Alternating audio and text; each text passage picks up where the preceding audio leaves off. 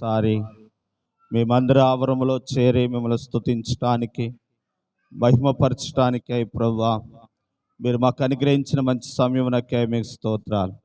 ఇంతవరకు పాటల ద్వారా మీరు మహిమ పొందారు, ఆరాధన ద్వారా మీరు మహిమ పొందారు.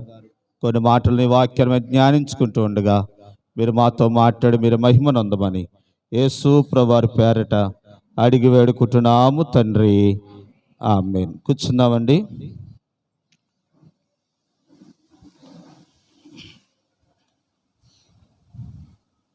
మంచిదండి. ఇంతవరకు చక్కని పాటల ద్వారా దేవుని స్తుతించడానికి దేవుడు మనకి సహాయం చేశారు. కొన్ని నిమిషాలు దేవుని వాక్యాన్ని శ్రద్ధగా కొన్ని మాటలు మనం విందాం. అపోస్తలుడైన పౌలు కొరింథీలో ఉన్న సంఘానికి పత్రిక రాస్తూ 5వ అధ్యాయంలో వారి సంఘములో ఉన్న పరిస్థితులను కరెక్ట్ చేస్తూ వారిని మందలిస్తూ గద్దిస్తూ ఉన్నాడు. వారు నడుస్తున్న విధానం, వారు జీవిస్తున్న విధానం, వారు ప్రవర్తిస్తున్న ప్రవర్తనను ఖండిస్తూ ఉన్నాడు. ఎందుకు అపోస్తలుడైన పౌలు ఖండిస్తున్నాడని అంటే దేవుడు ఆ బాధ్యత ఇచ్చారు. అందరూ ఖండించడానికి వీలు కాదు, అందరూ అనటానికి సరిపోదు. దేవుడు అపోస్తలుడైన పౌలుకి అధికారాన్ని ఇచ్చాడు. కాబట్టి సంఘాన్ని సరిచేసి సంఘాన్ని సరైన పద్ధతిలో ఏది తప్పో ఏది రైటో సరిచేసి సరైన బాటలో నడిపించగలవారు ఎవరంటే పౌలు గారు. అంటున్నాడు చూడండి, ఈ కొరింథీ రాసిన పత్రిక మొదటి పత్రిక 5వ అధ్యాయంలో 12వ వచనం, ఇలపల వారికి తీర్పు తీర్చుట నాకేలా, ఇలపల వారికి దేవుడే ఏం తీరుస్తాడట కానీ మీరు లోపల వారికి తీర్పు తీర్చువారు గనక మీలో నుండి. ఇప్పుడు ఏమంటున్నాడు అని అంటే, బయట వారి గొడవ నాకు ఎందుకు, బయట వారికి దేవుడు ఏం తీరుస్తాడట, తీర్పు తీరుస్తాడు. మరి మీరు లోపల వారు గనక, మనము తీర్పు తీర్చగలవారమై ఉన్నాము గనక ఒక రోజున పరలోకములోనంట దేవుని సింహాసనము దగ్గరంట మనం కొంతమందికి ఏం తీరుస్తామంటండి, తీర్పు తీర్చువారై ఉన్నారు గనక నేను మీకు చెప్తా ఉన్నాను అని అంటున్నాడు. నిజమే, బయట ఎంతోమంది తిరుగుతూ ఉంటారు ఆ పాపంలో లోకంలో వాళ్ళు కూడా మనకెందుకు, దేవుని మందిరంలోనికి వస్తూ దేవుని ఆరాధిస్తూ దేవుని మహిమపరుస్తూ ఆయనను ఆరాధిస్తూ ఆయన రక్తంలో కడగబడి పరిశుద్ధులుగా నిర్దోషులుగా ఉంచబడి పరలోక రాకడ కొరకు ఎదురు చూస్తున్న వారి కొరకై రాస్తున్న మాటలు ఈ మాటలు. ఏమిటా మాటలు అని అంటే చూడండి, 5వ అధ్యాయం చాలా కఠినంగా ఉంటాయండి. ఈ మాట చాలా బాధాకరంగా ఉంది. ఏంటనంటే, మీలో జారత్వం ఉందని వంతంతి కలదు, మీలో ఒకడు తన తండ్రి భార్యను ఉంచుకున్నాడన్న మాట అన్ని జనులనైనను జరగదు. ఇట్టి ఉండి మీరేం చేస్తున్నారంట, సంఘంలో చాలా ఆత్మీయంగా జరుగుతూ ఉందంట. ఆత్మీయంగా జరుగుతున్న సంఘంలో ఒక పని జరుగుతూ ఉంది. ఏంటనంటే, తండ్రిని భార్య అని ఉంచుకున్నాడట. అంటే పెద్దమ్మో చిన్నమ్మో ఉంచుకున్నాడట ఒక ఆయన మందిరంలో ఏలుబడి చేస్తూ ఉన్నాడు, మందిరంలో పెద్దగా ఉంటున్నాడు, మందిరంలో కనుక అన్నిటికి ముందుగా ఉంటున్నాడట. అలాగుంటున్న ఆ వ్యక్తిని మీరు ఉంచుకుంటున్నారు చూసారా, కనుక అది మీకు తగదు అని చెప్తా ఉన్నాడు. అలా ఉండటానికి వచ్చిన నష్టం ఏంటి అమ్మా, అలా ఉండటం బట్టి మనకు బాధ ఏంటి అని అంటే, నేను సేవ చేస్తుంటున్న గ్రామంలో కడింపాల్లో కుల సంఘం ఉండేది. నాకు అక్కడ సేవ చేసినప్పుడు కుల సంఘ పెద్ద ఏం చేశాడనంటే, వాళ్ళ కుమారుడు ఒక అమ్మాయిని తెచ్చుకున్నాడు. తెచ్చుకున్న తర్వాత కుల సంఘంలో ఏముండేది అంటే తీర్పు తీర్చేవారు, తప్పులేసేవారు. మొన్నటిదాకా తప్పులేసేవారు. ఎప్పుడైతే ఈ నాయకుడిగా పెద్దగా ఉన్నాడో వాళ్ళ కొడుకు తీసుకురావటాన్ని బట్టి క్షమించేశారు ఊరంతా, తప్పేయలేదు. వీడు ఎప్పుడైతే తప్పేయలేదో వీడి తర్వాత ఊర్లో ఉన్న వాళ్ళందరూ ఒకటి తర్వాత ఒకటి వరుస వాయి లేకుండా ఊరంతా అలాగే తయారైంది. కాబట్టి సంఘం కూడా అలాగే తయారవుతుంది, జాగ్రత్త అని చెప్తూ మీలో ఆ స్వభావము గలను వారిని మీరు ఉండనిచ్చారు. కాబట్టి ఆ వ్యక్తిని ఏం చేయాలి, వెలివేయాలి అని అంటూ ఉన్నారు. వెలివేయటం అంటే ఏంటి చూడండి, ఇక్కడ అంటున్నారు వెలివేయటం అంటే ఏంటి అని అంటే పౌలే చెప్తున్నాడు. వారిని వెలివేసి వారిని దూరం చేయండి, దూరంగా ఉండమంటే మనకు ఎలా కుదురుతుందో, లోకంలో ఉన్నాం కనుక అని అంటే ఏమంటున్నాడు అని అంటే, అమ్మా ఒక్కసారి ఒక మాట ఏమంటాడంటే, వారికి దూరంగా ఉండడి అని నేను చెప్పజాలను కానీ, చూడరా 10వ వచనం చదవరమ్మా. అయితే ఈ లోక జారులతోనూ అయినను, లోబులతోనైనను, విగ్రహారాధులతోనైనను ఏమాత్రం సాంగత్యం చేయవద్దని. చేయొద్దని కాదు, ఎందుకని? అలాగైతే మనం ఎక్కడున్నాం? ఇప్పుడు పాపం చేసిన వాళ్ళు లోకంలో ఉన్నారండి, వారిని వెలివేస్తే మనం ఎలా బతకగలం? దేవుని ఎరగని వారు ఉన్నారండి, వారిని వెలివేసేసి మనం ఎలా బతకగలం? ఇప్పుడు దేవుని ఎరగని వాడు మనకు ఒట్టరికి పని చేయాలి, దేవుని ఎరగని వాడు మనకు సిమెంట్ పని చేయాలి, దేవుని ఎరగని వారు మనకు వైద్యం చేయాలి. అందుకని వారు నిలేసేసామనుకో, మనకు వైద్యం ఎవరు చేస్తారు? మనకు ఒట్టరికి పని ఎవరు చేస్తారు? మనకి ఎవరు పని చేస్తారు? కాబట్టి వెలివేయటం మనకు కుదరదు. అంటే వారిని దూరం చేసామని కాదు, దాని అర్థం ఏంటంటే ప్రియులరా, పౌలు చెప్తున్న మాట ఏంటంటే వారి క్రియలను ఏం చేయాలి? వెలివేయాలి. కాదు అది ఇంకొకరికి అంటకుండానట్లు, ఆ పాప గుణము ఇంకొకరికి రాకుండానట్లు దానిని ఏం చేయాలని అంటే వెలివేయాలి అని పౌలు గారు చెప్తా ఉన్నారు. నేను ఒక 7 విషయాలు 10 విషయాలు ఏమి వెలివేయాలో నేను చెప్పే ముందుగా కొంత పాఠం మీకు జ్ఞాపకం చేస్తాను. కొంచెమే కదా అని అనుకుంటామంట, అది చిన్న తప్పే కదా అని అనుకుంటామంట. కాబట్టి ఇలాగ ఆలోచిద్దాం. మన దేహంలో అందరూ ఒకసారి దేవునికి స్తోత్రం చెప్దామా? హల్లెలూయా. సాతాను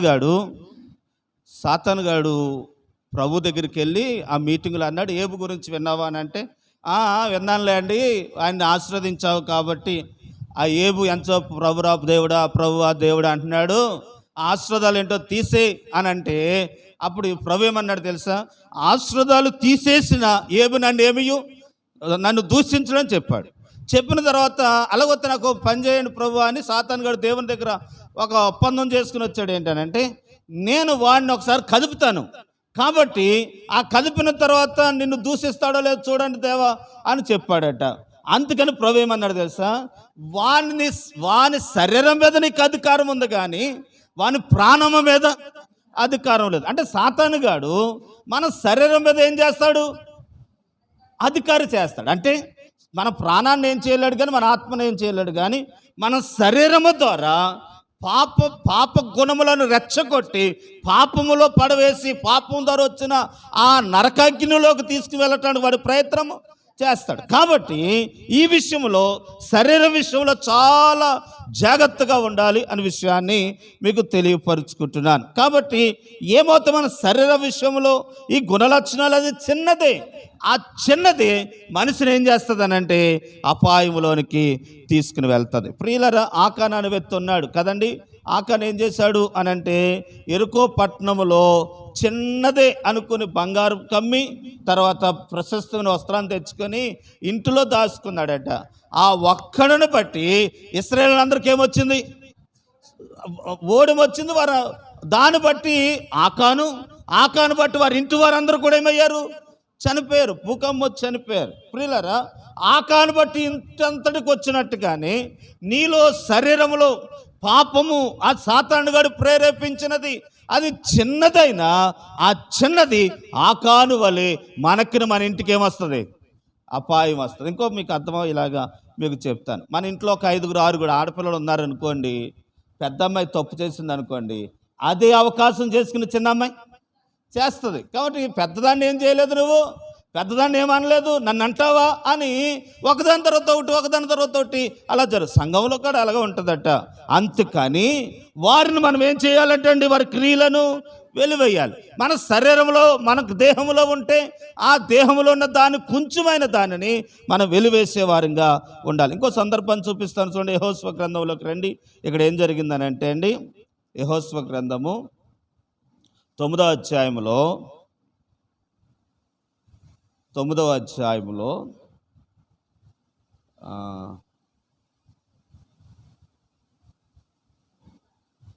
అమ్మ 4వ వచనం, 4వ వచనం చదివితే అమ్మ నేను వివరిస్తాను చూడండి. రజిత ఒక మాట. ఇక్కడ ఏం జరిగిందనంటే యెహోషువ దినాలలో కానానులోకి వచ్చారు.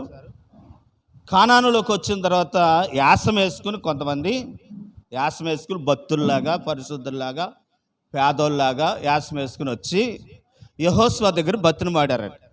తీరా వారు వచ్చింది విధానం ఎలా వచ్చారనంటే ఆకలితో ఎప్పుడో చాలా రోజుల నుండి ప్రయాణం చేసిన వాళ్ళలాగా వచ్చారు.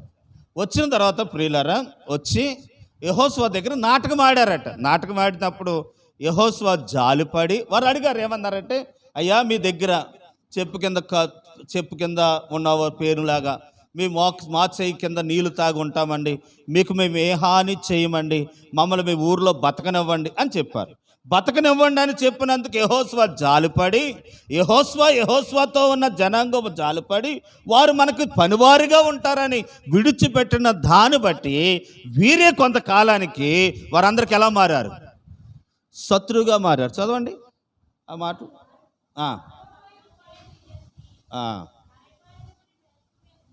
రాయబారులను వేషం వేసుకొని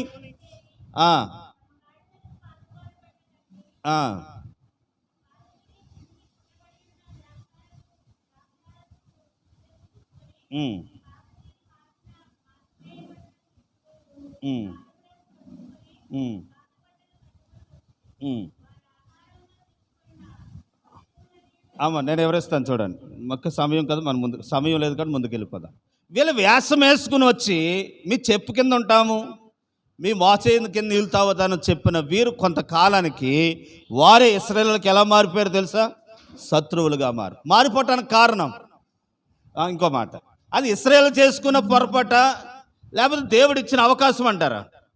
ఇశ్రాయేలు చేసిన పొరపాటే. ఎందుకనంటే వారు ఆ శత్రువును ఉండనిచ్చినందుకు, వారు వెలివేయకుండా ఉండటందుకు వారు ఏమైపోయారు? శత్రువులు. ఈరోజు మన దేహంలో ఏ పాప లక్షణం అది ఉందో అది చిన్నదే అనుకుంటున్నావు, ఆ చిన్నది ఒకరోజు నీకేమైపోతానంటే శత్రువుగా మారి నిన్ను పాడు చేస్తా. చూడండి అక్కడికి వద్దాం, మళ్ళీ ఎక్కడికనంటే కొరింథీయులకు రాసిన పత్రికలోకి మనం వద్దాం. కాబట్టి ఆ సంఘంలో తండ్రి భార్య అనే ఉంచుకున్నాడట. ఎంత దౌర్భాగ్యం ప్రియులారా!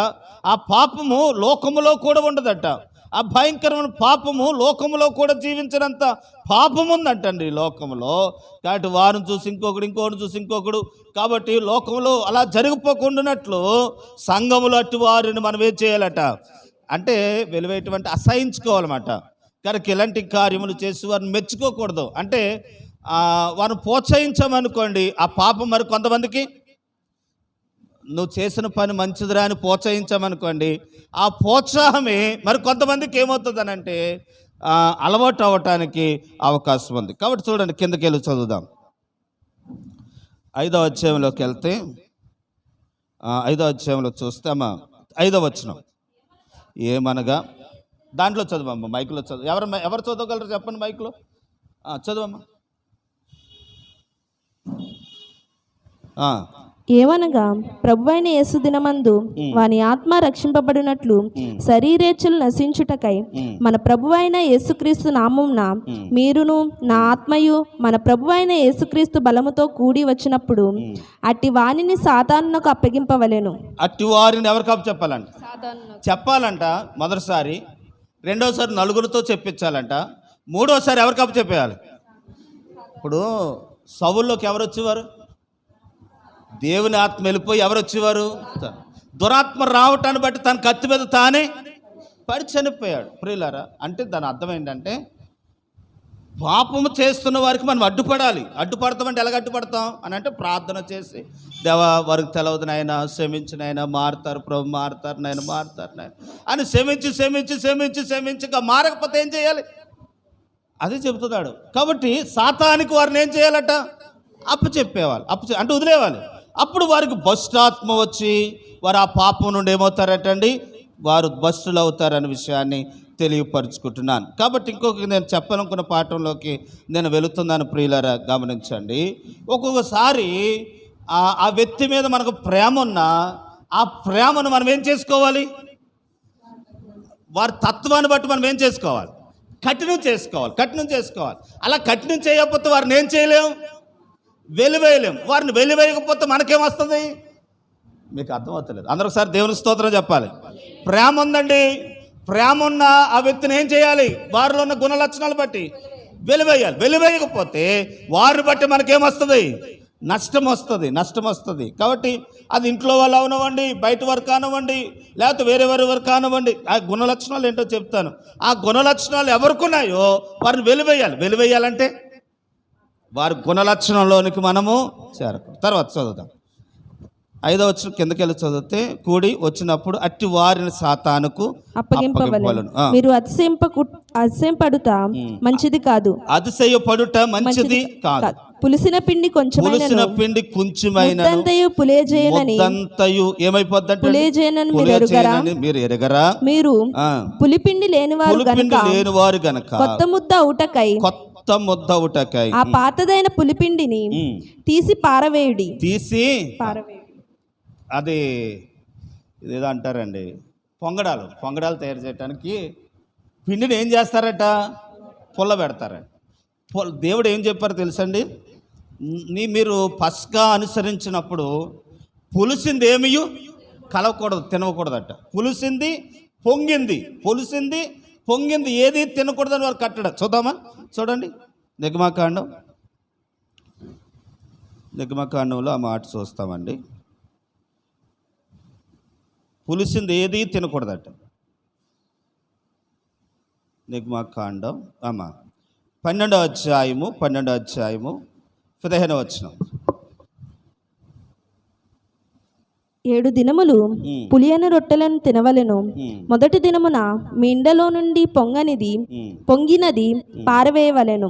మొదటి దినము మొదలుకొని 7వ దినము వరకు పులిసిన దానిని తిను ప్రతి మనుషుడు ఇశ్రాయేలులో నుండి కొట్టివేయబడును. ఇశ్రాయేలులో నుండి ఏం చేయబడాలి అంటే పులిసింది ఏదియో తినకూడదు. అది పులిసింది అంటే ఏంటనంటే మనం పరిశుద్ధపరచబడ్డాం, యేసు ప్రభు దగ్గరికి వచ్చి మన పాపాలు ఒప్పుకున్నాం, ఆయన రక్తము చేత మనలో కడిగిన తర్వాత పాపం పులిసినది మనలోనికి రాకు. అది చిన్నదైనా ఆ పులిసినది చిన్న ముద్దైనా మనిషిని అంతటా ఏం చేస్తుంది అని అంటే పాడు చేస్తుంది. కాబట్టి పులిసినది రాకుండానట్లు మనం ఏం చేయాలటండి? జాగ్రత్త పడాలి. చూడండి, యేసు ప్రభు వారు అన్నారు, మార్కు సువార్తలో ఏమన్నారనంటే, ఏ రోజు పులిసిన పిండి లాంటి వాడు వాని పులిసిన మార్కు సువార్త 8వ అధ్యాయము 15వ వచనంలో, వాడు పులిసిన పిండి లాంటి వాడు, వాడి విషయంలో మీరు జాగ్రత్త ఉండు అని ఆయన చూచుకొనిడి. పరిసయ్యుల పులిసిన పిండిని గూర్చియు హేరోదు పులిసిన పిండిని గూర్చియు జాగ్రత్త పడుడని వారిని హెచ్చరింపగా, వారిని ఏం చేశాడు ప్రభు? ఏ విషయంలో అనంటే పరిచారకులు పులిసిన పిండి విషయంలోను, ఏ రోజు పులిసిన పిండి విషయంలో ఏం చేయాలట? జాగ్రత్త పడాలి. ఏ రోజు రాజు పులిసిన పిండి ఏమై ఉంటుంది చెప్పండి? ఈ పాఠం అర్థమయ్యేదాకా ఇలా ఉంటుంది. ఏ రోజు రాజు పులుసును పిండి అంటే ఇప్పుడు మీకు అర్థం అవ్వాలి.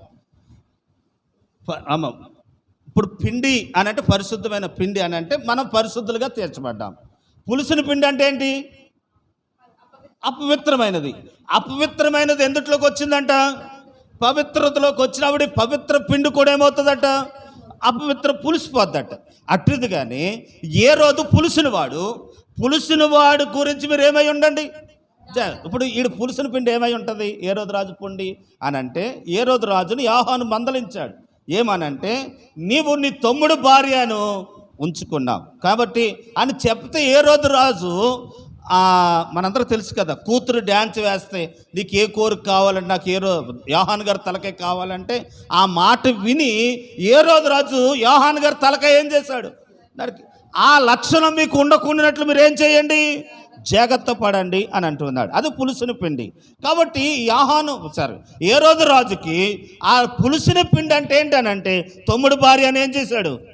ఉంచుకున్నాడు. కాబట్టి ఆ లక్షణములు మనకు రాకూడదు అనే విషయాన్ని తెలియపరుస్తున్నాను. లోకసువార్త 12వ మొదటి వచనంలో చదివితే ప్రియులారా, అక్కడేం రాయబడుతుంది అని అంటే, యాసదారులైన పులుసుని పిండి విషయంలో మీరు జాగ్రత్త పడుడి అంటున్నాడు. యాసదారుల పిండి విషయంలో ఏం చేయాలట? ఇప్పుడు యెహోషువను ఎలా మోసం చేశారు? యాసం వేసుకుని వచ్చి మోసం చేస్తారు. కాబట్టి మన విషయంలో కూడా ఏం చేస్తారు? వ్యాసం వేసుకుని వచ్చి భక్తులు అని చెప్పి ఏదో చెప్పి మోసం చేస్తారు. కాబట్టి ప్రియులరా, అలా మోసపోకుండానట్లు ఇది పులిసిన పిండా, వీడు పులిసిన పిండా, పరిశుద్ధుడా అని వారి మాటలు బట్టి ఏం చేయాలి? జాగ్రత్త పడాలి, ఆలోచించాలి. ప్రియులరా, ఇది క్లాసులో, బైబిల్ క్లాసులో చెప్తే బాగుంటుంది, కానీ విశ్వాసులుగా మీకు చెప్తా ఉన్నాను. అయినా మీరు కొంచెం ఆలోచించండి. ఏంటనంటే ప్రియులరా, మనము లోకములో ఉన్నప్పుడు మన బంధువులు యాసం వేసుకుని వచ్చి మనల్ని ఏం చేస్తారు? మోసం చేస్తారు. మీకు అర్థమైన రీతిలో చెప్తాను. అందరూ ఒకసారి దేవుని స్తోత్రం చెబుదామండి. నేను గృహప్రవేశం చేయడానికి వెళితే చాలా విశ్వాసులు, ఆ పక్క అందరూ అన్యులు. మరి పిలవాలి కదా, పక్క వాళ్ళు కూడా పిలుచుకున్న తర్వాత ఆవిడేం చేసింది? పొయ్యి వెలిగిస్తూ ఉంటుండగా ముద్ద కప్పురాలు తెచ్చావా అంది. ఎవరిని? పొయ్యి వెలిగించినప్పుడు అంటే ముద్ద కప్పురాలు వేయాలంట. కాబట్టి ముద్ద కప్పురాలు వేయాలి కాబట్టి ఆవిడ, ఇప్పుడు మనకు అలవాటు లేదు కాబట్టి అవి తేలేదు. కాబట్టి ఎప్పుడో తా మాట అందో ఈవిడ అనుమానంలో పడ్డది. మన విశ్వాసి. ప్రియులారా గమనించండి, ఎందుకు అలాగయ్యింది అని అంటే, యాసం వేసుకుని వచ్చి నేను భక్తురాలని అని చెప్పి వచ్చి లేనిపోని అలవాటును నేర్పించింది. ఆ లేనిపోని అలవాటును బట్టి మనసులో ఏం పడింది? అనుమానం పడింది. కాబట్టి ఉదాహరణ చెప్తున్నాను. కాబట్టి ఆత్మీయ జీవితాన్ని చెడగొట్టడానికి అనేక మంది యాసం వేసుకుని వచ్చినప్పుడు ఆ విషయంలో ఏమై ఉండాలట? జాగ్రత్తగా ఉంటుంది. ఏంటి ఆ విషయాలు అని మనం గమనిస్తే ప్రియులారా, నేను దేవుని వాక్యంలో చూపిస్తాను చూడండి. ఏమిటి ఆ విషయాలు అని అంటే 7-10 విషయాలు మీకు జ్ఞాపకం చేస్తాను. అది 1 కొరింథీయులకు రాసిన పత్రిక 5వ అధ్యాయంలో మనం చూస్తే మరొకసారి చెప్తున్నాను. అందరూ ఒకసారి దేవుని స్తోత్రం చెబుదామా? పరిశుద్ధ సంఘములోనికి పులిసిన పిండి రాకూడదు. అవేంటి పులిసినవి? పరిశుద్ధ సంఘములో ఉన్న వ్యక్తులలోనికి గుణ లక్షణాలు రాకూడదు. ఏంటా పులిసినవి? ఆ లక్షణాలు ఏంటనంటే, అది కొంచెం వచ్చిన దేహమంతా పాడు చేసినట్టుగా, అది కొంచెం వచ్చిన ఇదిగో ఆకాను జీవితం పాడైపోయినట్టుగా, చనిపోయినట్టుగా మనం కూడా ఏమవుతామనంటే చనిపోతాం. అదేంటంటే ఒక్కొక్కటి అని మనం చదివితే మొదటిది ఏంటనంటే జారులు తత్వం కలిగిన వారు. చూడండి, ఇక్కడ చదువుతాం కదండి ప్రియులరా, ఆ మాట మనం చదువుతూ ఉన్నాం. కాబట్టి 11వ వచనం, ఇప్పుడైతే సహోదరులనబడిన వాడెవడైనను జారుడు గాని ఎలా ఉండకూడదట? జారుడు గాని. మొదటిది పులిసిన పిండి. నువ్వు పరిశుద్ధపరచబడ్డావు ప్రియ సంగమా. యేసు ప్రభు రక్తము చేత కడగబడ్డావు, ఆయనలో సాగుతూ ఉన్నావు, ఆయన ఇచ్చే ఆశ్రదాలు పొందుకున్నావు, ఆయన ద్వారా ఎన్నో మేలులు పొందుతున్నా నీ జీవితంలోకి ఏం రాకూడదు? పులుసుని పిండి అని అంటే జారత్వము రాకూడదు. జారత్వం అని అంటే దాని అర్థం ఏంటనంటే ప్రియులరా, పెళ్ళి కాకు మునుపు చేసినది ఏమంటారనంటే జారత్వం అని అంటారు. ఆమె ఏంటమ్మా? ఇప్పుడు పెళ్ళైనోడు పెళ్ళి కానివారు చేసినది జారత్వం. యాసం వేసుకొని హాంటీ అని వస్తారు, జాగ్రత్త. అంకుల్ అని వస్తారు, జాగ్రత్త. ప్రియులారా, చిన్నపిల్లలు పెద్దోళ్ళు చిన్నపిల్లలు ఇవన్నీ చెప్పడం బాగోదు కాబట్టి నేను వెళ్ళిపోతున్నాను. ఎదురు గమనిస్తున్నారా? గమనించండి, పాపలోకములో శరీరము సాతానుగాడు ప్రేరేపించి జారత్వము కలిగించడానికి ప్రయత్నం చేస్తాడు. నువ్వెంతో ఆత్మీయురాలుగా పెరుగుతా ఉన్నావు, దైవ భక్తిలో ఉన్నావు, విశ్వాసంలో ఉన్నావు. విశ్వాసంలో నీ జీవితము పులుసిన పిండి కలిగిన వారుగా ఉండకుండానట్లు జారల విషయంలో ఏమై ఉండాలట? ఇంకొక విషయం చెప్తాను. ఒకవేళ గుణలక్షణాలు కలిగి ఉన్నవారు ఉంటే వారితో ఏం చేయొద్దు? సాంగత్యం చేయకూడదు. ఎందుకు తెలుసా? వారిని వెలివేయాలి. వారితో సాంగత్యం చేస్తే వారు చేశారు, ఏమి కాలేదు, నేను చేస్తే ఏమి కాదు. ఇంకొక విషయం చెప్పనండి, చిన్నప్పుడు ప్రతి ఒక్కరు భయపడేవారు. భర్తకు భయపడేవారు, సమాజానికి భయపడేవారు, రైతుకు భయపడేవారు, పనికి తీసుకెళ్ళేవారు భయపడేవారు, ఎందుకు మాస్టర్కి భయపడేవారు, ఇంజనీర్కి భయపడేవారు, గౌరవంతో కూడిన భయము, ప్రెసిడెంట్కి భయపడేవారు. ఎందుకనంటే ఇప్పుడు ఎందుకు ఆ భయం లేదనంటే అక్కడ ఎక్కడో జరిగింది, అది ఎవరికి తెలిసేది కాదు. దాన్ని యూట్యూబ్లో ఫేస్బుక్లో పెడుతున్నారు. ఆడు కొట్టేశాడు, ఆయన ఏం చేయలేకపోయారు, నన్నేమి చేయలేరండి. సమాజం ఇప్పుడు ఏమైపోయింది తెలుసా? మొత్తం భయం లేకుండా అయిపోయింది, గౌరవ మర్యాదలు లేకుండా అయిపోయినాయి. ప్రియులారా గమనించండి, నేను మా గురువు గారి దగ్గర మాట నేర్చుకున్నాను. రే, ఓసారి ఈ కరోనా టైంలో ప్రియులారా లైవ్ ఇస్తూ ఉంటుంటే ఇంటికాడ ఉండి చూడొచ్చు కదా అందరూ అని అంటుంటే అన్నాడంటే మా గురువు గారు, ఒరే ఇలా చేయొచ్చు కదా డాడీ అని అంటే ఆయన అన్నాడు, మనం అలా చేయకూడదురా, తప్పురా, ఇంటికాడ చూడమనకూడదు, వాళ్ళు మందిరానికి రావాలరా అని అంటే ఆ పిల్లలు అన్నారట, ఎవరు నాన్న నువ్వు అందరు మారినా కానీ నువ్వు మాత్రం మారవన్నారంట. ఆ మాటకి ఆయన ఏమన్నాడు తెలుసా? నేను మారతాం కాదురా, ఎవరు మారిన బైబిల్ మారదు. కనుక లోకమంతా మారిన బైబిల్ మారదు. కాబట్టి జారులున్న వ్యక్తులు లోకములో ఉన్నారు, లోకం మారింది, నువ్వేమవకూడదు, మారకూడదు. జాగ్రత్త, జారుల విషయంలో జాగ్రత్త. వారు నీలో ఉంటే వెలువేయాలి, వారి లక్షణాలు వెలువేయాలి. ఒకటి. రెండో చదువుతాను చూడండి. కనుక వారు అక్కడే చదువుతున్నాం కదండి, 5వ అధ్యాయము 11. వారు లోబుతనము అంటే లోబుతనం అంటే ఏంటనంటే, నేను ఇక పాపం చేయనండి, నేను పరిశుద్ధుడిగా ఉంటానండి అని చెప్పి మళ్ళీ పాపం చేయటం. దీన్ని ఏమంటారు అంటే జారిపోతుంది. మళ్ళీ ఆ మాట ఇచ్చి తిరిగి వెనకకు తిరిగేసిన వారు లోపల జాగ్రత్త. కనుక అది కొంచెం లక్షణం ఉన్నా అది పెరిగి ఎక్కువ అవుతుంది. ప్రియులారు, మరి ఇంకోటి ఏంటంటే మూడోది విగ్రహారాధన. మూడోది ఏంటంటే అండి విగ్రహారాధన. పులుసుని పిండి విగ్రహారాధన అనేది చిన్నదున్నా అది మనలను నాశనానికి ఏం చేస్తుందంటండి ఇంకొక విషయం కావాలి. మనం ఎక్కడ చేస్తామంటే విగ్రహారాధన అని అంటే బైబిల్ చెప్తుంది దేవుని కంటే ఎక్కువగా దేని ప్రేమిస్తే అదే. ఒకటి. రెండు, మరి అమ్మ బొమ్మ కూడా ఒక్కోసారి గుండ్లు కొట్టించుకుంటాకి వెళ్తారు. అంటే నువ్వు ఎక్కడికి వెళ్ళినట్టు? విగ్రహం దగ్గరికి వెళ్ళినట్టే. కాబట్టి బైబిల్ వాక్యం చెప్తా ఉంది విగ్రహం అనే పులిపిండి మనలో ఉండకూడదు. ప్రియులను గమనించండి. కాబట్టి ప్రభు చెప్తున్నాడు, అపోస్తలుడైన పౌలు పరిశుద్ధాత్మ పూర్ణుడై సంఘానికి తెలియపరుస్తున్నాడు, మీలో విగ్రహారాధకులు ఉన్నారేమో, వారి విషయంలో వారిని ఏం చేయండి. అమ్మ మరి మీకు అర్థం అవ్వాలని నేను వెనక ముందుకు చెప్తున్నానండి, బాధపడొద్దు. అందరూ ఒకసారి దేవుని స్తోత్రం చెప్దామా? నేను ఏమనుకోకరా, విగ్రహారాధన కనుగొన్నాను. ఎవరిలో? లావణ్యలో లేకపోతే నాన్సీలో కనుగొన్నాను. ఆ లక్షణాన్ని, వ్యక్తిని కాదు, ఆ లక్షణాన్ని నేనేం చేయాలి? వెలివేయాలి. నేను చేయను అలాగా, నువ్వు చేత చేయి, నేను చేయను, నాకు అది ఇష్టం లేదు, నేను అలా వెళ్ళను, నాకు ఆ పద్ధతి లేదు. ఈ లక్షణాలన్నీ ఏమవుతున్నాయి? అన్నీ కూడా దేవుని నమ్మిన మనము ఆ లక్షణాలను ఏం చేయాలి? ఒకటి విగ్రహారాధన. తర్వాత తిండిపోతుతనం. ఆమె ఇంకోటి ఏంటంటే తిట్టుపోతుతనం. కాబట్టి చూడండి, ఈ లోకం ఉందా? చెప్పాడా పౌలు గారు? చెప్పాడా? ఏమని చెప్పాడు? తిట్టుపోతు గలవారిగా ఉండకూడదట. ఒకప్పుడు అలాగుండేవారు, దేవుడు మనల్ని పరిశుద్ధపరిచాడు. పరిశుద్ధపరిచిన మనం ఇప్పుడు ఎలా ఉండకూడదు? తిట్టుపోతులుగా ఉండకూడదు. కానీ కొన్ని పోతులు ఉన్నాయి కదని చెప్పండి. నిద్రపోతూ, తాగుపోతూ, తిరుగుబోతూ, తిట్టిపోతూ, సోమరపోతూ, పోతులు 7 పోతులు ఉంటాయి. కాబట్టి ప్రియులరా, ఈ పోతుల్లో ఏ పోతులాగా ఉన్నా ఈరోజు ఏం చేయాలి? మార్చుకోవాలి. కాబట్టి ఇంకో పోతు ఏంటనంటే తిట్టిపోతూ. ప్రియులరా, తిట్టిపోతూ తనము సంఘంలోకి వచ్చిందంట, విగ్రహారాధన సంఘంలోకి వచ్చిందంట. కనుక తర్వాత లోభము సంఘంలోకి వచ్చిందంట, జారులు సంఘంలోకి వచ్చారట. కాబట్టి వారి లక్షణాన్ని ఏం చేయాలి? వెలివేయాలి. కాబట్టి వారు తిడుతుంటే నేను తిడతాను, ఏం కాదులే అని మొదలెట్టకూడదు. ప్రియులరా, అది శాపానికి కారణమవుతుంది. తర్వాత 5, తాగుబోతుల వారిని ఏం చేయాలటండి? అక్కడే రాయబడుతుంది. నేను మీకు అర్థమవటానికి నేను రాసుకున్నాను అంతే, నేను చెప్పడానికి సులువుగా ఉంటుందని. తర్వాత ఇంకోటి ఏంటనంటే తాగుబోతు తనము గల వారిని మనం ఇప్పుడు ఏం చేయాలి? ఇప్పుడు సంఘాల్లోనండి క్రిస్మస్ చేస్తున్నారనుకోండి, క్రిస్మస్ చేసి తాగే మందిరానికి వస్తూ ఉన్నారు. పెద్దలే మందిరానికి తాగొస్తున్నారు ఈరోజు చాలామంది. కానీ మన సంఘం కదని మామూలు చెప్తున్నాను. ప్రియులారా, చాలామంది కనుక ఆ భోజనాల విషయంలో వండుతున్నప్పుడే తాగి వండుతున్నారు. కాబట్టి దైవ లక్షణం ఏముంటుంది? ఇంకా కనుక పరిశుద్ధత ఏముంటుంది? కాబట్టి విషయాలు గమనించాలి. అట్టి వారి గుణ లక్షణాలు ఏం చేయాలి? తెల్ల బట్టలు వేసుకొని లేకపోతే పరిశుద్ధుడిగా నువ్వు జీవిస్తూ తాగేసి వంటల చేత ఏం ప్రయోజనం? కాబట్టి కనుక ప్రియులారు, దేవుని మందిరానికి వస్తూ క్రిస్మస్ ఆరాధనలో తాగేసి కూర్చుంటే ఏం ప్రయోజనం? ప్రియులారు గమనించండి. బయట వాళ్ళు వింటున్నారని మాటలు చెప్తున్నాను. కాబట్టి ఎంత భక్తి చేత ఏం సుఖం? ఈరోజు ఆలోచించు. కాబట్టి నీ భక్తిని బట్టి నువ్వు పరలోకానికి వెళ్తావా? నువ్వు దేవుని రాజ్యంలోకి వెళ్ళగలవా?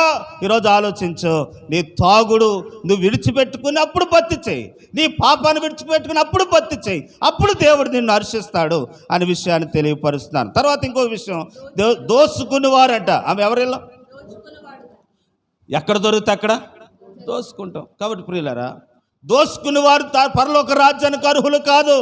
ఇది ఎందుట్లోకి వచ్చేసింది?